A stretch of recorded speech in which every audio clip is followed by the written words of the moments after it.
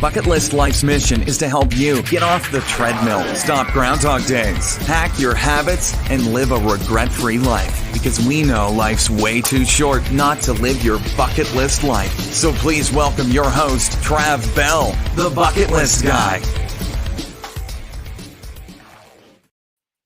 Whoa! Oh, hey, good. Everybody! Yeah, it's cool, right?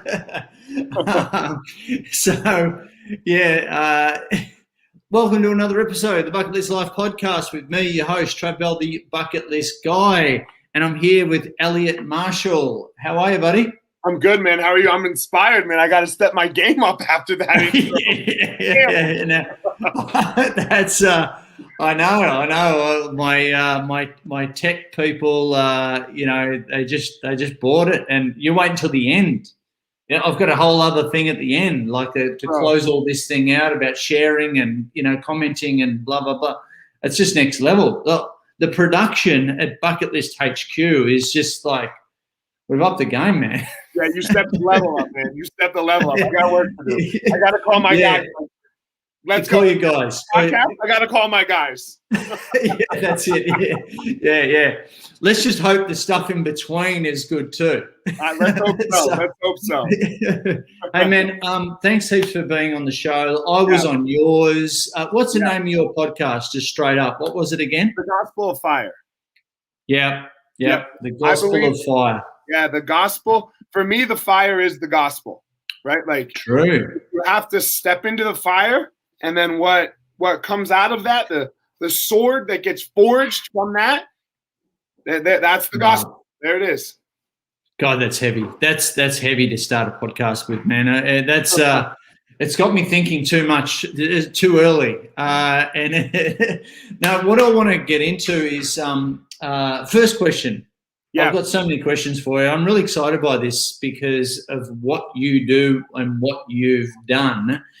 But first, to give people a bit of an overview, I ask this question of every guest on the Bucket List Life podcast, and that is when we used to fly internationally, and we'd fill out an incoming passenger card, and you'd have to put your occupation. What do you put on as your occupation? What do I put as my occupation? You know how you got to put in your occupation? Yeah. What do you put now? What did you put? So I used to put self-employed. I used to put businessman. I used to put entrepreneur. But now, like the next time I have to fill out that card, what I want, to be honest with you, is I want to be a master Jedi. And what a master Jedi is. Mate, you're not going to leave. That will not get you into any country. I know. But what a master Jedi is like Obi-Wan, right? Like, hell yeah. I want to be there I want to be that sidekick to help somebody become Luke Skywalker, right? Wow. I don't need to be Luke Skywalker. I'm already the Luke Skywalker of my own life. I want everyone that comes in contact with me to become the Luke or the Rey Skywalker, or I guess she's Palpatine, right? Of their own life. That's my dream. Dude, I reckon with that level of explanation that you're probably about that far away from getting tasered, maybe. When you're coming into the country.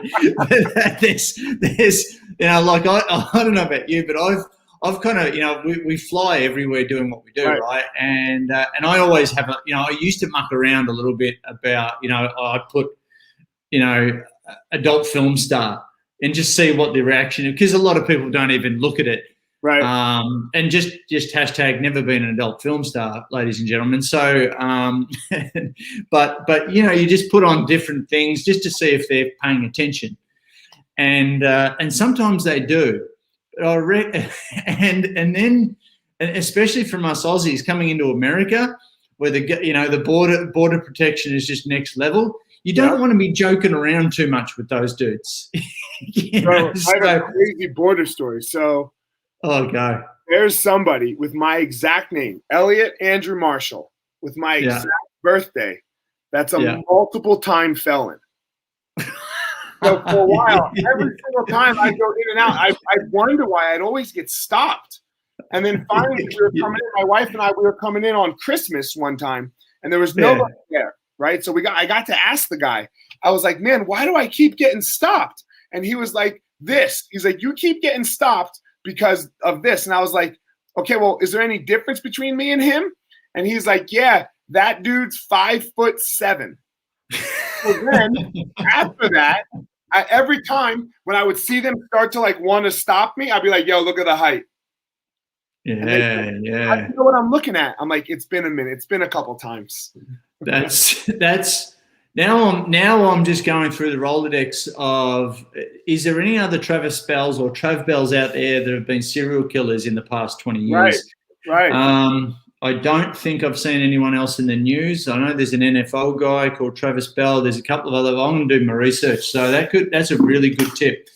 But mate, have you we call you the Fire Marshal on Instagram. What's your Instagram handle? Fire Marshal. What was it? 205. Now, Fire Marshal 205. Now you're an entrepreneur, you're a businessman, you're a speaker, now a TEDx thought leader as well, to your credit. I want to dig into the UFC side of things to start off with. Is that the sport that you grew up doing, or what other sort of, what led you to become a UFC freaking cage fighter dude?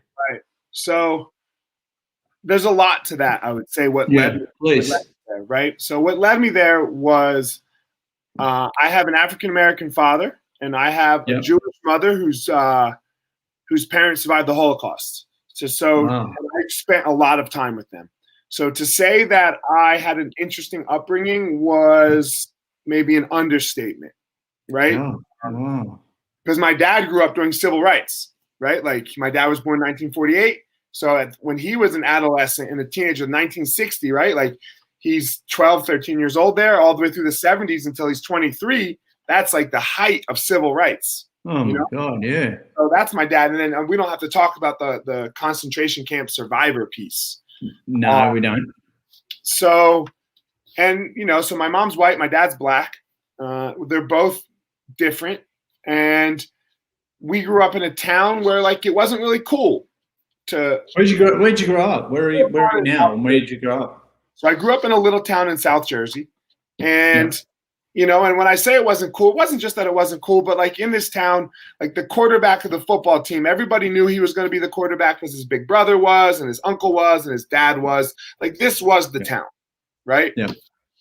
I didn't fit in anywhere. Like there was nothing or no one for me.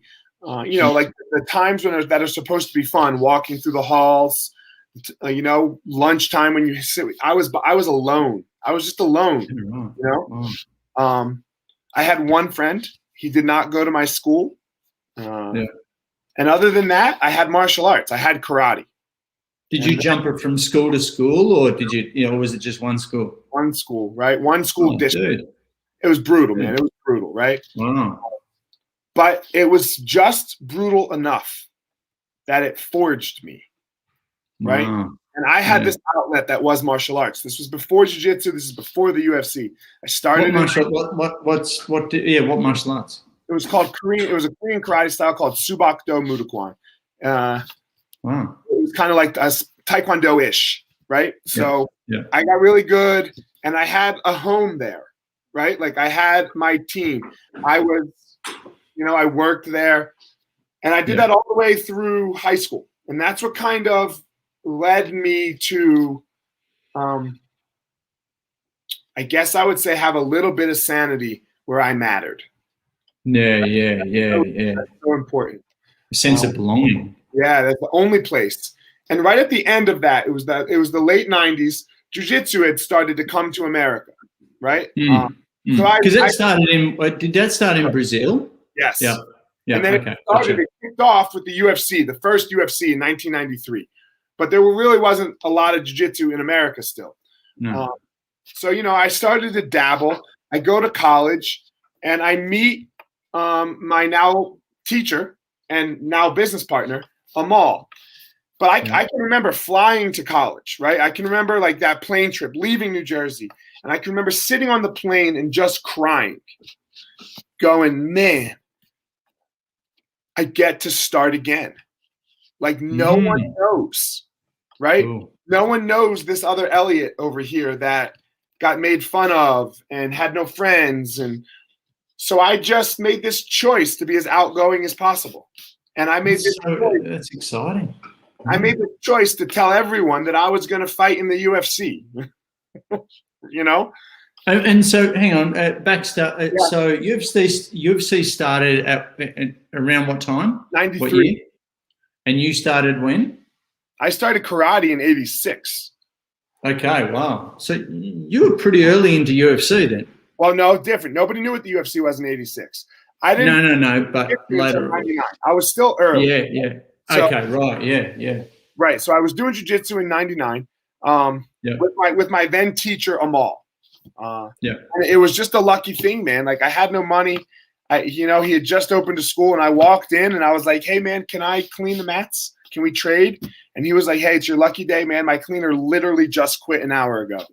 And then, look, from that point, like, there was times when I was sleeping in the school because I was in college and I was broke, in between houses. It became my life, right? Like training jiu-jitsu because, I was almost in this situation where my girlfriend broke up with me after my freshman year, and that's when I started.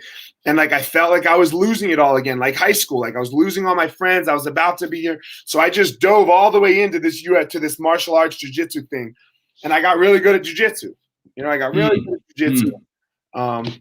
At the time, one of the best Americans, ever. And then, man, like, by this time I'm married. I have a wife. I'm traveling the world competing in jiu-jitsu, but that makes no money. Yeah. And my wife just looks at me one day and she's like, hey, so this jiu-jitsu thing is really cool, but let's either get a job or fight. You know? Yeah. I was like, well, fuck a job. Yeah. Yep. The next day I called him, got a fight, won my next 5 fights, got on the Ultimate Fighter. Is that how it started? Ultimate Fighter. Yeah. Yep. And look, man, for me, most of it. Do you want to give it? I've got a large portion of Australians over here who listen and watch, and for all those, how does? There's so many questions. How does Ultimate Fighter work? Because it's a TV show. You try out. Not your skills. You try out. How does it work? Your skills. Are you going to be a TV personality? And I knew I wasn't even a TV personality. So, man, when I went and I knew you have to do something to wow them. Right? Gotcha. Gotcha. I was good enough that I skipped all of the preliminary stuff where I got to go just to the end tryouts where you have to wow them with your person. And I was like, all right, what am I going to do? And I didn't know what I was going to do. And then I walked in the room with all the big wigs. It was Spike TV at the time, and they had this huge spread of food. It looked delicious. And they had given me $30 for the day. Right. Yeah. And I walked in and I was like, guys, what the flying fuck? You have all of this and I have $30, Something's wrong here, that's a stipend. What are you talking about? I was like, man, I'm in fucking Vegas. What's $30 going to get me in Vegas? That's the kind of job interview I was on, right? I wasn't on a high school. How are you? Nice to meet you, right? Yeah. And then that was it. I got on the show, and in the UFC. Wow. And did you have to win that? I don't know the backstory. Did you have to win that to get a UFC contract, or what's the deal? What's the transition from that to UFC? You just talent identified, or what? I made it to the semifinals. I lost to the eventual champion in the semifinals. And then if you make it far enough, everyone gets a one last chance, right? Gotcha. You fight on the finale. If you win your fight on the finale, you're in. So I won my fight in the finale. So I'm in. I'm a UFC fighter. And they sign you straight up on the spot? You're signed beforehand. You sign the contract that you will sign before you get on the show. Because they don't want to and have to pay you more. Okay, right. And what sort of contract? What does that look like? that kind of contract. Oh, you're terrible. You're terrible. Except for bragging rights at your UFC fighter. Yeah. I think it was 10,000 and 10,000. 10,000 to show up to do the fight. 10,000 if you win the fight. Really? And that's how many fights would you do a year? 3. So most people do about 3 a year. So if you win every single fight, it's 60 grand. But hold on, back up a sec, because you're paying 10 to 15% out to your coaches immediately. Shit! Wow, that is a shitty deal. Mm-hmm. But everyone wants it, right? Because then that's the thing towards a big show. Well, that you have the potential to be Conor McGregor now. Yeah. And did you have those? You had those stars in your eyes too when you started on that kind of contract. Yeah. Conor contract 10 and 10, something like that. Yeah. For me, these demons of my past caught up to me, though. I never dealt with demons, and that didn't allow me to shine in a way that was necessary to shine. Demons. Yeah, anxiety, man. Anxiety, fear, insecurity, unaware of who I am. Why was I really fighting? I was fighting to try to beat down this kid that wasn't accepted. I was fighting to prove to everyone how tough I was when I knew inside that I wasn't that tough. So if I could fight and you could see me fight, then I'd be very tough, right? And that would hide this insecurity that was inside of me, this fear, all this stuff from what I grew up with, the Holocaust, civil rights, cleaning my house, swastikas all over my house and the N-word all over my house, right? Like this is. Oh, you got the double. Jesus Christ! So this was my life. So just to be did it get that hardcore?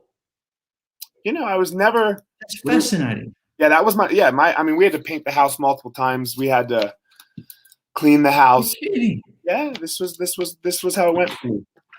Was this like the 80s or like 80s, early 90s? Yeah.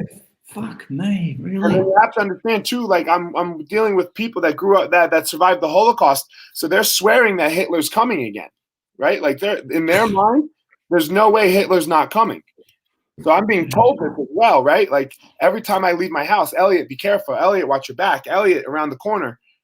Oh, I can only imagine. So you carry that through, and deservedly, no wonder.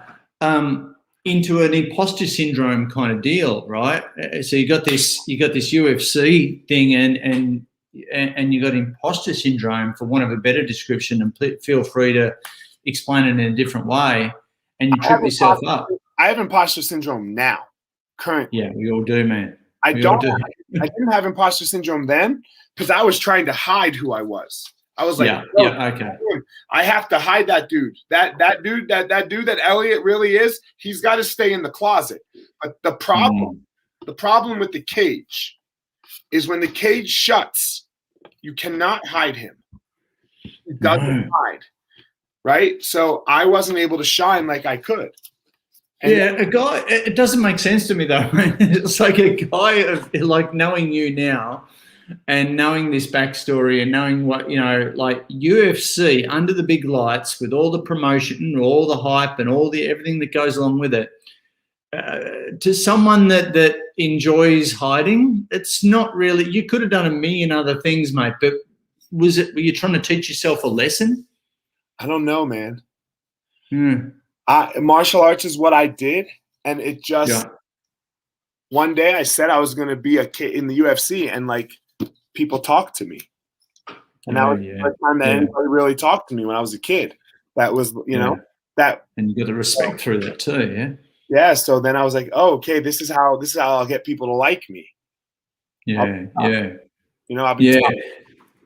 So you get the UFC, you absolutely crush it. On that first contract, what was your strike rate in those early days? Yeah, I'm a jiu-jitsu guy. I didn't crush it. I fought like a coward mostly.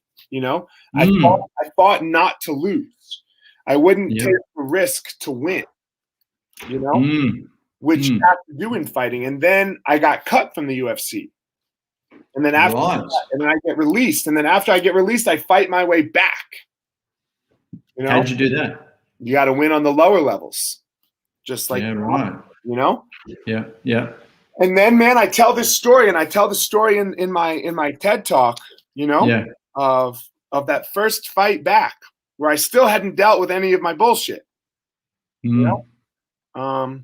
And I'm in the cage, and I'm petrified because I know this coward Eliot is here today. Right? I can feel him. Yeah. And I quit. It was the first time in my life I ever quit in a fight. 20 fights and I quit. How do you quit in a fight when you're in the freaking octagon? You let somebody beat you up. You just let it go, yeah. You let somebody beat you up, you give up. You don't do the things necessary to win the fight. And then you just take the beating, you go to the hospital afterwards, and then there it is, you know? So there's got to be a turnaround here because you crushed it later on. I want to hear it. Let's get to that turnaround.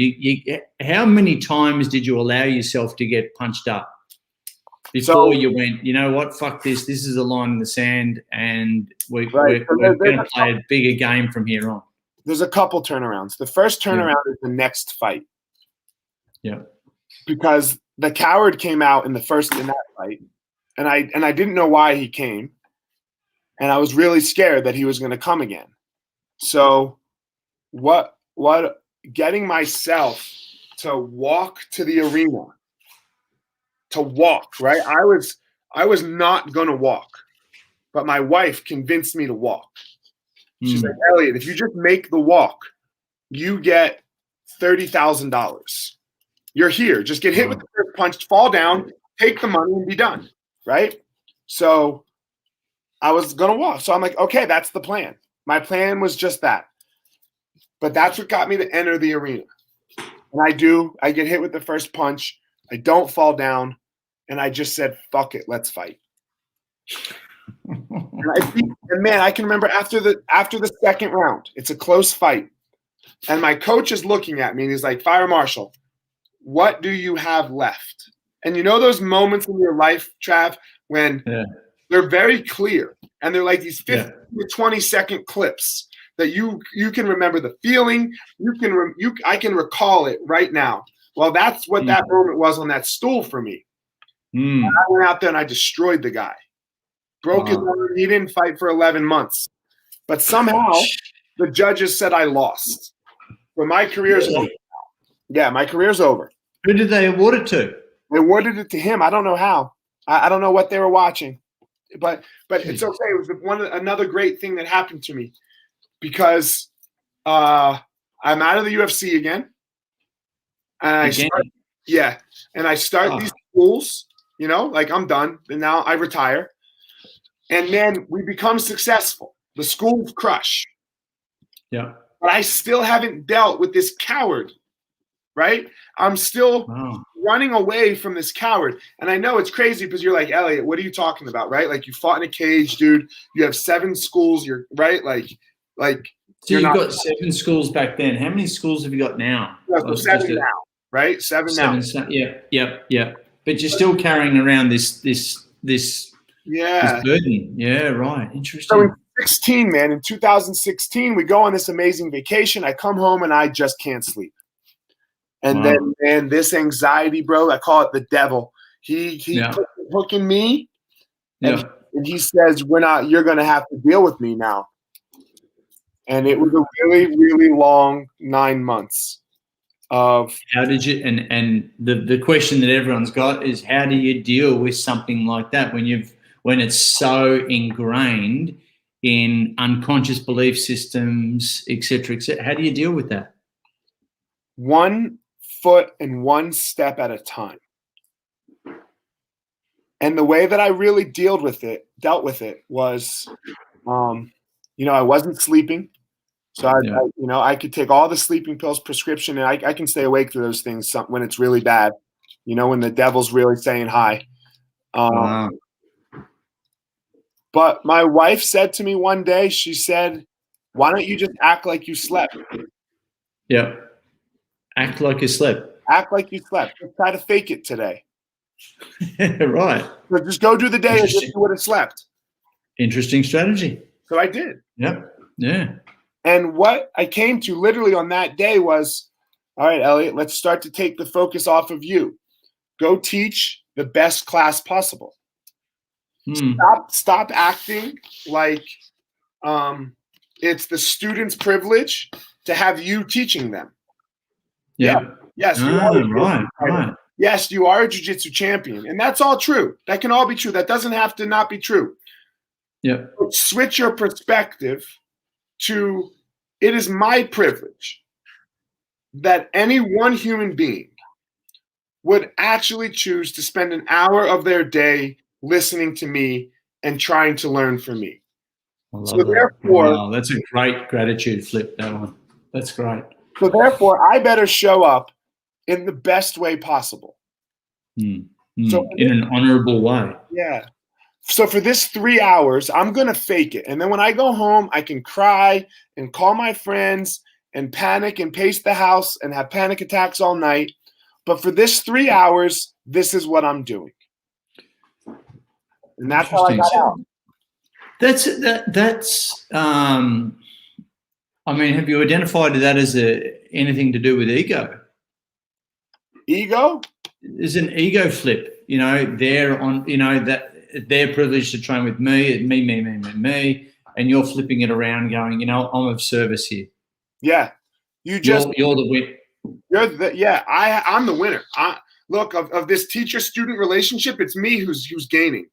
I'm the one who's seeing the best benefit from all of my students now, from every single one of them. Every single one of them, like I truly say they saved my life. So, yeah, so good. So after that, I felt like, man, this message has to be shared, right? What's the kind of advice that you give to someone? What would be the kind of advice that you give to your former, as coaches, we're forever saying we're in this job as coaching, whether it be teachers, but we're all trying to unconsciously or maybe consciously help our former self. Yeah.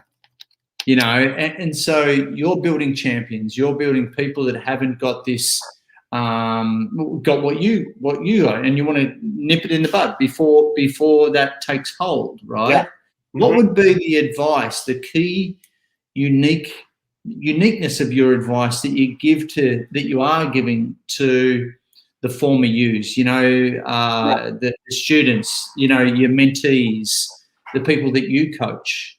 What kind of advice are you giving to them so they don't end up going through what you had to go through? I don't regret my anxiety one bit. It made my life. I won't say it saved my life. It made my life. Well, second of all, there's this time for a fighter, right? And there used to be this guy. His name is Burt Watson. And he was the babysitter for the stars. He started out as Joe Frazier's manager, and then when Joe retired, he got a gig with the UFC. He was in boxing for a while, and he got a gig with the UFC. Yeah. And man, he made you feel amazing. He'd be screaming, "We rolling!" to everyone's fight. It didn't matter. Every single fighter. And when you heard that, it was time for you to walk. Boom. It was the last time that you could be a coward and not make the walk to the arena. Yeah, right. I was right there. So my advice for everyone, make the walk.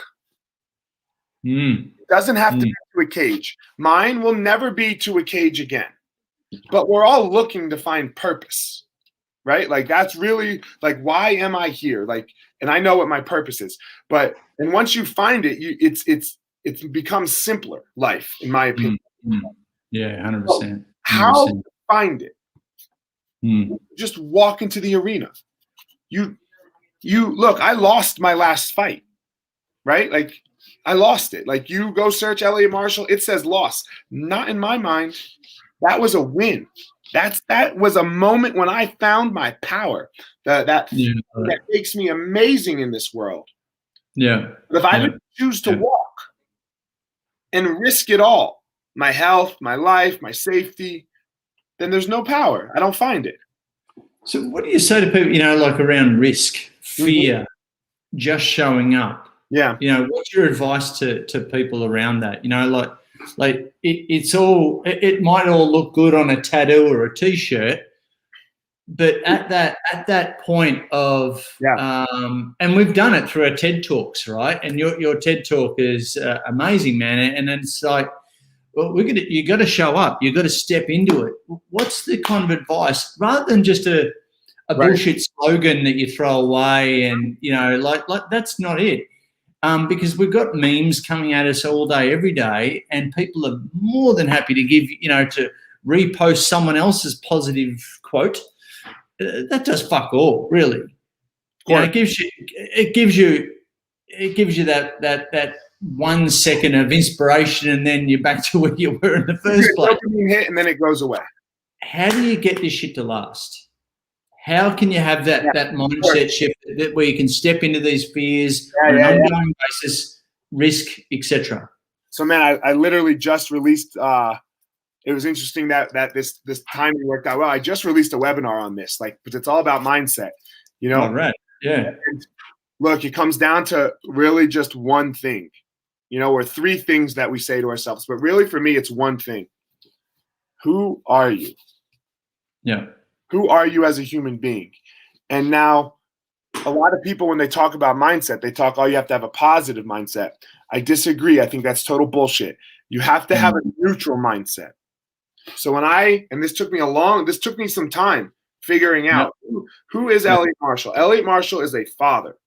I am a father. Until the day I die, and long past that, I will always be a father. Those two boys of mine, they are mine forever. No one or nothing can ever take that from me. I am a father. I am a teacher, right? Yeah. I am the teacher to my students and my children. You will never take that from me. It's unmovable. It's unshakable. I am a student. First and foremost, I'm a student to my parents. They showed me how to walk through this world. And my grandparents, they showed me who I am, how to walk, how to be an adult. Next, I am a leader. I will always be a leader. It doesn't matter. I am a fighter. In the literal sense, right? Yeah. I'm a fighter. Yeah. And you fight. Life's a fight. Yeah. Lastly, I am a survivor.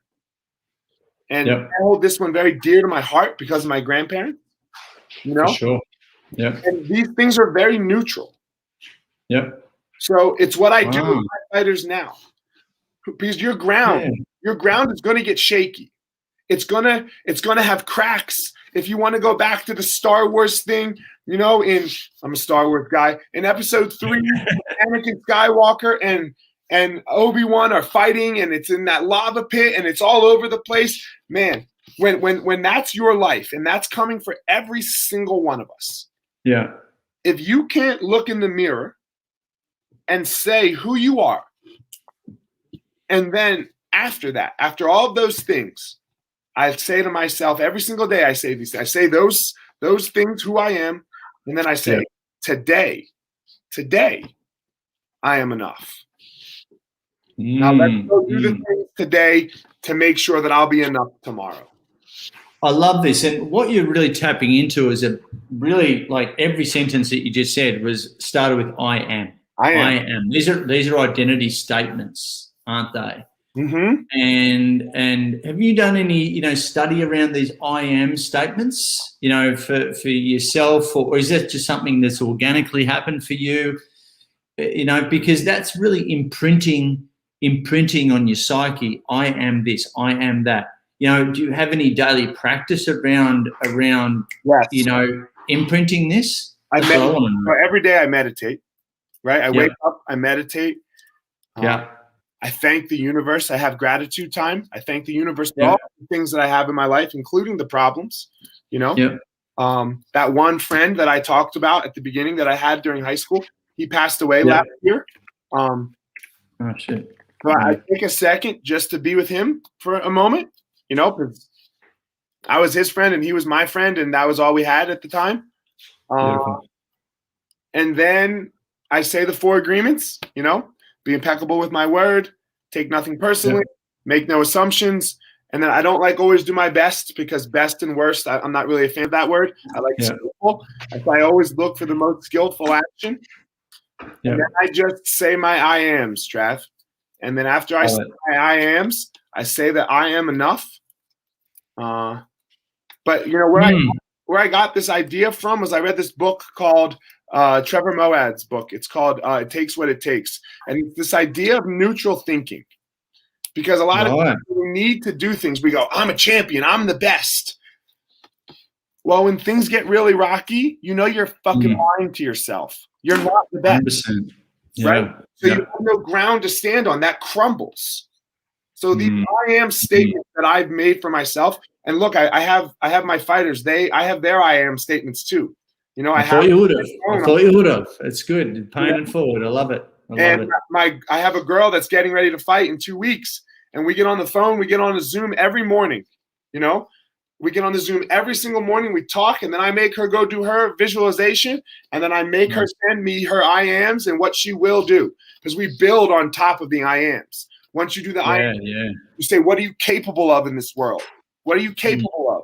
And then, okay, so those are what I call your I cans. And then after your I cans, okay, what will you do to make those things happen? So now, no matter what happens, you know who you are, you know what you're capable of. So now it comes down to what you will do. What will I do? And then it gets real simple. It's at the heart of be, do, have, isn't it? You know, you sort out the identity first, and then it's the activity of doing to have the result that you want to have. It's, you know, possibly the oldest, whether it be Jim Rohn or someone before Jim Rohn back in the day, you know, of building these I am statements, incredibly powerful. And seemingly all the winners that we know of collectively, you know, all do it.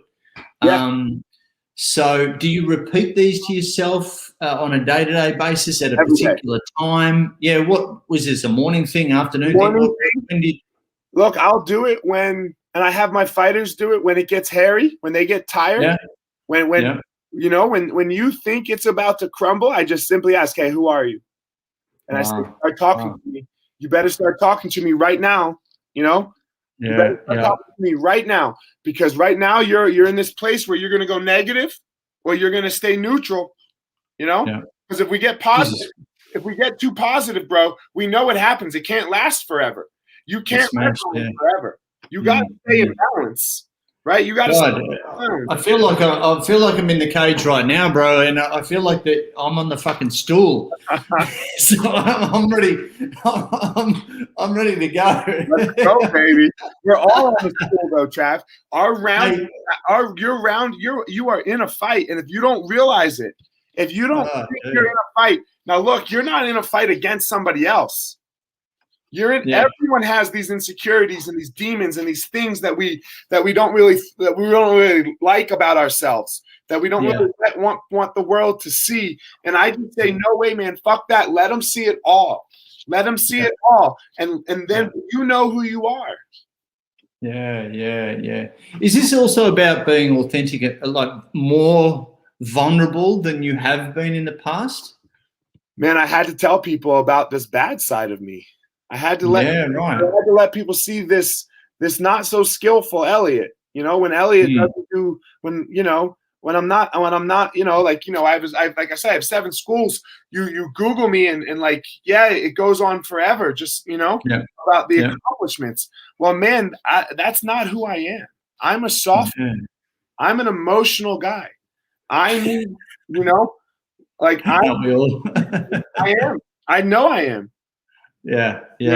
Absolutely love it. Yeah.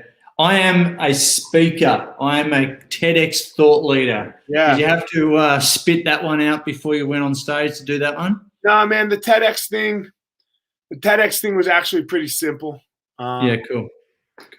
What have people been saying about it? What is the ahas that people have got out of your TEDx talk? Just that how vulnerable I was. Like man, thanks for letting me see that it's okay to be afraid. Now it's finding your power, isn't it? That's the name of the TED Talk. Yeah, finding your power. Eliot Marshall. Yeah, love it. And that's been received really well. Man, you know what? if it's, I don't even care. I mean, like, look, we all want our TED Talk to blow up, right? Yeah. But it was the same thing. I wrote a book, you know, and the nut on the book, I did the self-publishing, but with a company, you know? Yeah. And the title of the book, what's the book called? Gospel of Fire, just like the podcast, you know? Nice. And I wrote it, and like as I'm deciding whether or not I'm going to spend $25,000, you know? And I was like, man, I am never probably going to see this return back. Right? It's all well and good writing a book, but you got to get the financials right. That's for sure. I looked, but then I had to like change my mind around the book about what a return meant. And I said, all right, man, if one person contacts you, Eliot, and says, hey, you saved my life. Yeah. Would that be worth $25,000? And then the answer to that was yes. 100. Yeah. Right. So if you could literally save one person's life, how much would you spend? So hit it. So that's always my rate of return on how I look at it.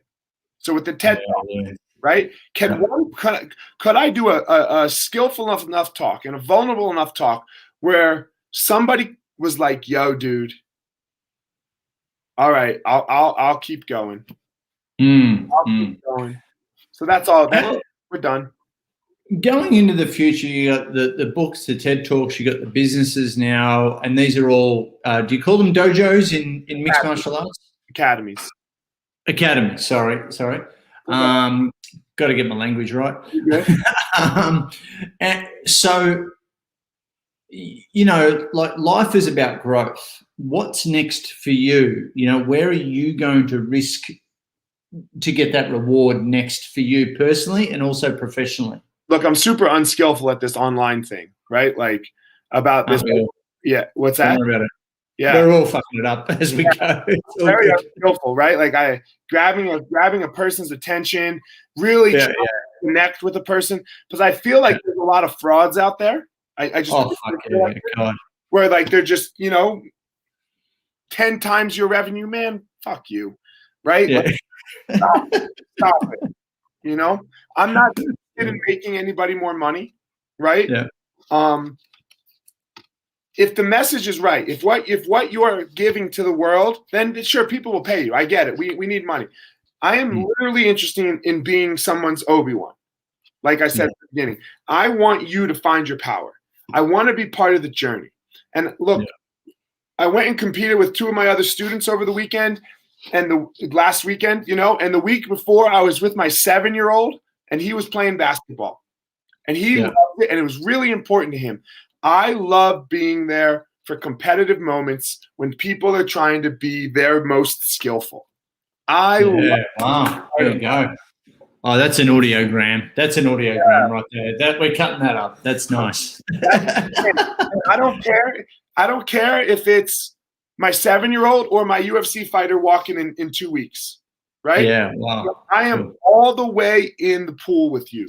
I don't want to just be in my leg. And look, does my 7-year-old's basketball game matter? Not a little bit in the long run. Does the UFC fighter's fight matter? Not a little bit in the long run. But in the moment, in that goddamn moment, it means a lot to both. Right? To both. Yeah. So let's go.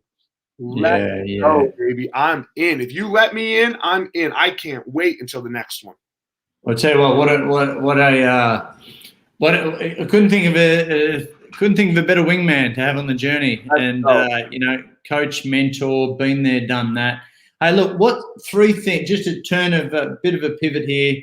3, and it'd be remiss of me, bucket list guy, not to ask this question. What are 3 things on your bucket list? Going and talking about growth into the future. What are the 3 things that really stand out? Those things that you've got to do before you die. I want to speak in front of a massive audience because that means what is massive? Come on, 10,000 people, 5,000 people. So I want to speak in front of a lot of people. You know, I've never done it. That's on my bucket. We could do 5 easy, 10,000. All right, cool. Okay. All right. I need you to write that down. What I really want is I want to meet Barack Obama. Because, yeah, man. He's me. I'm him. He's got a black dad and a white mom, right? There you go. Cool. That looked like us, that did what he did before. Quick question. Does Barack want to get in the cage at some stage? I reckon you could trade some. Suss that out. You know? And look, for me, it's not even the idea of his politics or anything like that, right? No. It's very important to show people what's possible. I get it. And he showed a whole generation of people like me that grew up in America with interracial family. He showed us what was possible. He showed us that this was possible. So, so that's a very important thing for, I believe, the world.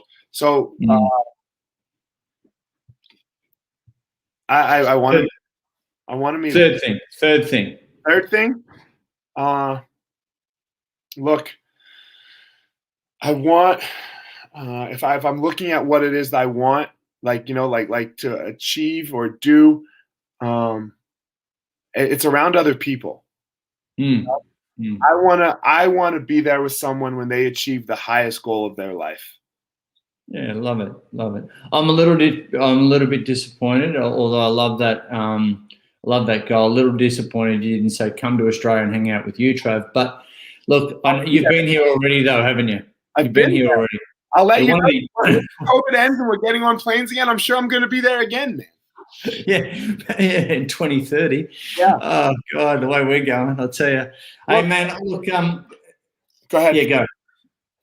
And look, I had to make adjustments in my life, right, to make it happen. I was the head coach of the most. Look, I let go of the head coach of the fight team of the year. We won team of the year, but I let go of it the week before. Look, all the voting was done, but I let go of it the week before we won because it wasn't fitting with what I wanted. I couldn't have that connection with my fighters. And since I let go of that, my connection with my fighters and the job that I've been doing has been much more skillful. So it can't be surrounding around these accolades, right? Like we have to get away from this.